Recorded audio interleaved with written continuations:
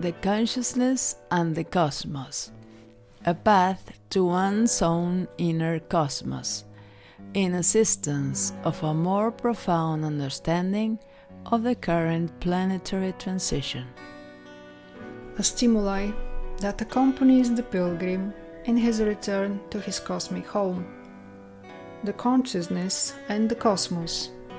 Radio program of Uksim Planetary Service Centre.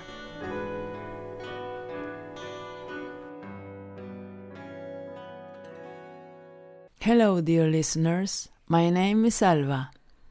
My name is Arawinak. We will be hosting the program. Today you'll hear fragments from the book The Light of the Pilgrim, the chapter The Law of the Service by Daniel Gagliardo.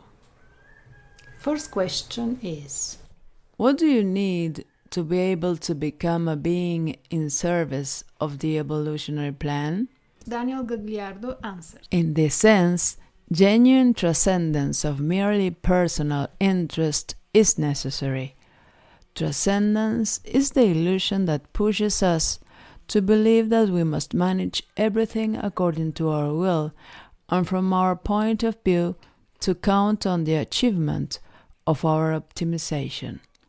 A servant transcends his own will, his human will, by turning into the planetary need that the universal consciousness requests of its existence.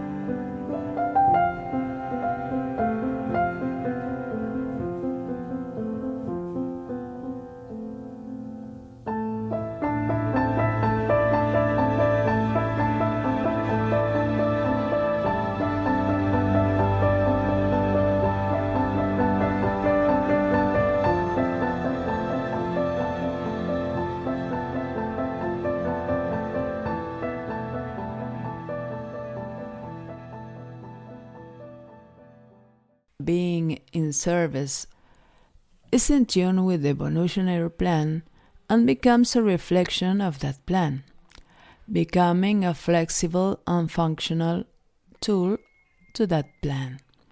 A servant is one who no longer thinks of himself, taking care of which might involve him within the general context of the joints, having transcended a selfish psychic activity that would stimulate him to accept that the energies with which he was endowed and are supplied are for him exclusively to reach a degree of realization. A servant places his energies at the disposal of the planetary consciousness, humanity, and all the kingdoms, thus seeking the fulfillment of the conductive will present in his soul.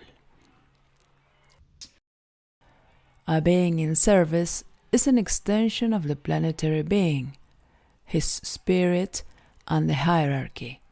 Thus, only the individual, whose manifestation as consciousness allows, in cooperation with the cosmic laws, the concretion of the purpose of that universe of which he is a part.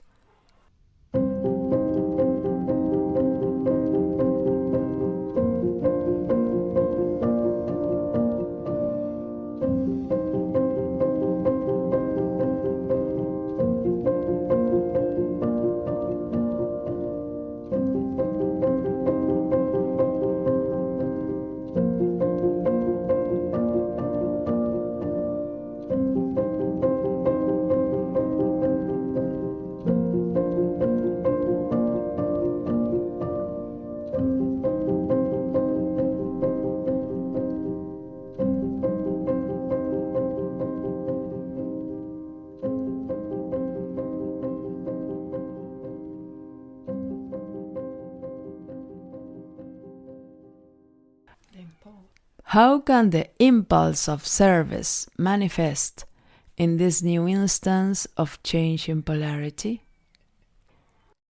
From 1988 onwards, the main service of a being is to try to find the synthesis that is product of interiorization.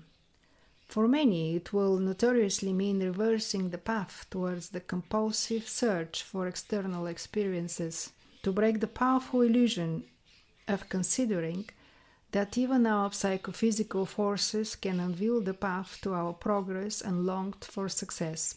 This will clearly indicate that the individual still operates on the material energies for the consolidation of personal purposes and goals.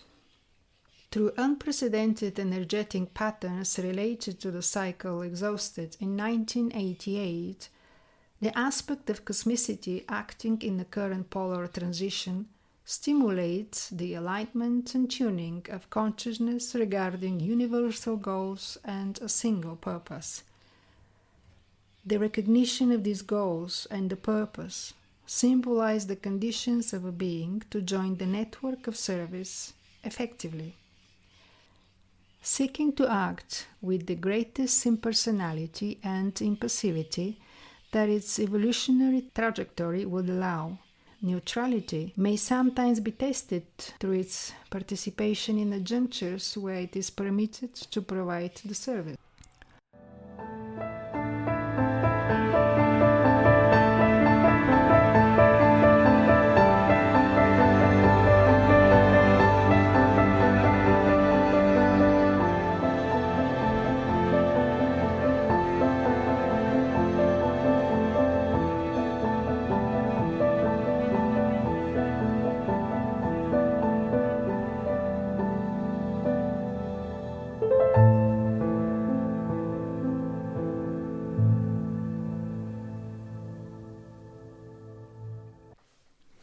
As mentioned above, neutrality is the key to understanding what we should contribute to the current planetary situation.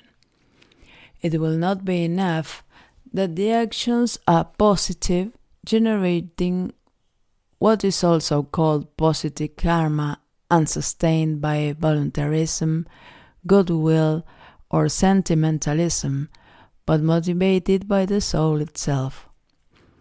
Only that which our inner being considers should be done, and how it should be carried out according to that internal optics, will be regarded as service from the perspective of the energies that today lead the terrestrial transition towards its cosmic reinsertion.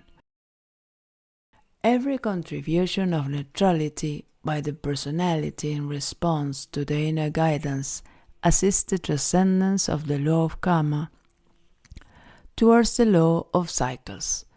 Every action of the personality derived from inner atonement and obedience generates what can be called neutral karma.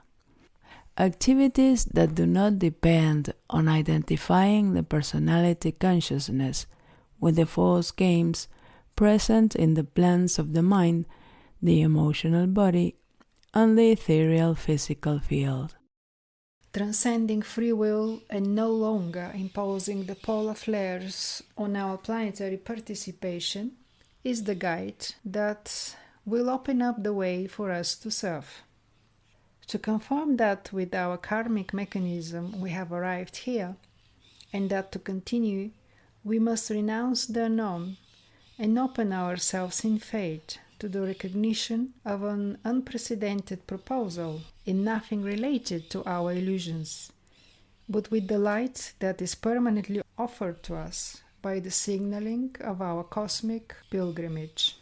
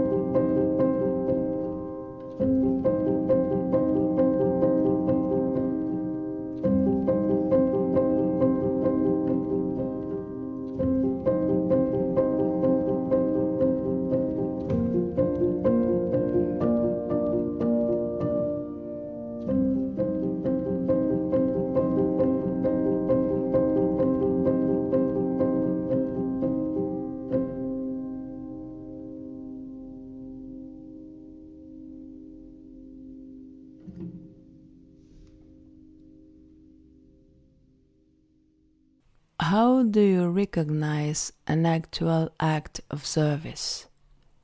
We can recognize it simply by looking at how someone moves, say something, what they did and how they did it, as long as our assistance in intuitive terms works appropriately. Service is everything that reveals the inner presence, allowing harmony to manifest. In three-dimensional terms, service is the internal equilibrium released and acting on the external levels. Anything that does not make it so, it's contrary to the service.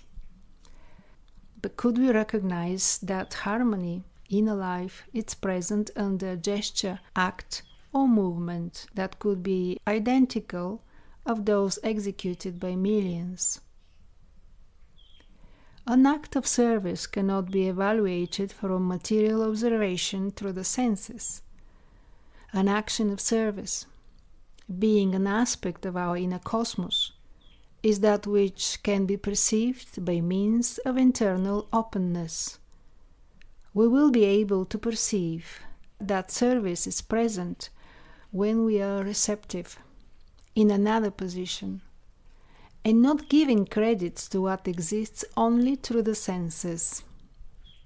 Truth, harmony, and service are energies from a single source.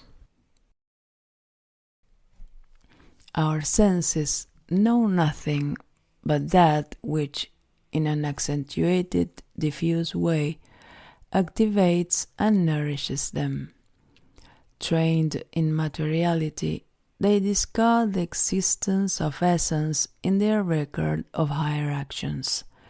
Being tools of endemic speculation, their way of feeling what results from those actions is below the quality present in them as a genuine way out of the situations where they were manifested. To be receptive is to say that what should define and perceive the action of service will not be in the hands of the mechanisms of our external consciousness.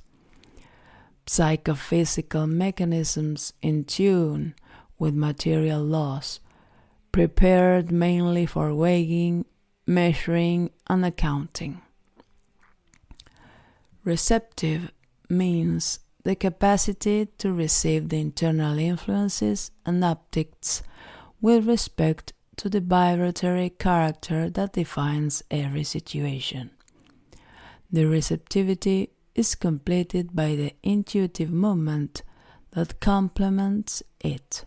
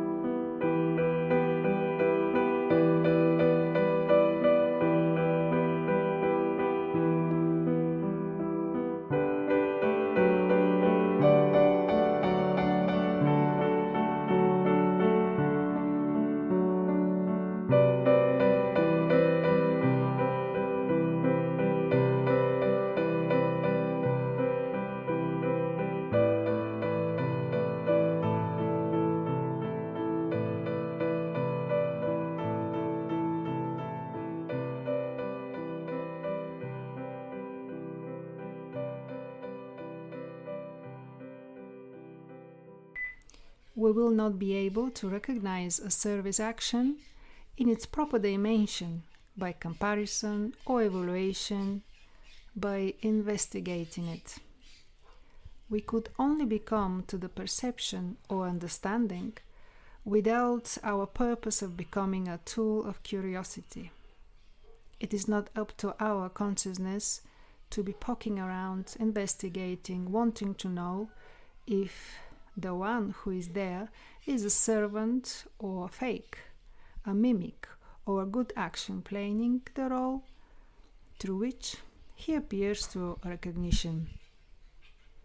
An actual act of service, and one that serves, can only be perceived through the protection that our soul can give us, through intuitive information. It is a fairly common mistake even among those of us who are dedicated to concretizing our approach to the inner life and unifying our consciousness as much as possible, to neglect to discern issues that do not respond to the mechanism of the materialism and its positivist procedures. The unnecessary search for confirmation of a service action takes us away from the possibility of observing, perceiving, and recording it from the internal point of view. We can indeed measure external movements in matter through the sense, but service is a matter that is registered by the inner way. Only the soul, which genuinely regulates and administrates the service, can differentiate the characteristics and offer that record to the concrete consciousness under the law of need.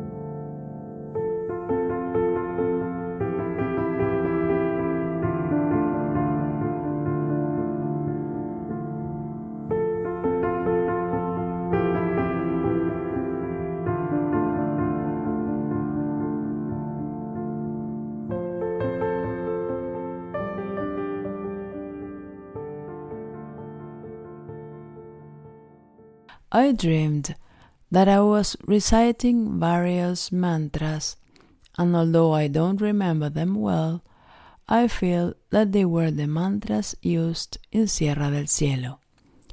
I recall in detail the image of a powerful light, like the sun, which was the only thing I saw in the dream. I'm not sure if it referred to a hierarchy. Could the performance of a mantra in a dream be considered adequate? Mantric ceremonies are performed during the sleep phase, even more effective and balanced than in the waking state. This could happen to individuals who, for some reason, fluctuate in seeking to maneuver on the margins offered by the vigil. In any case, what we just said should not be considered exclusive. The possibility of operating with mantras during the dream can also be related to specific energy voltages, which should establish a link that the usual conditions of vigil do not grant.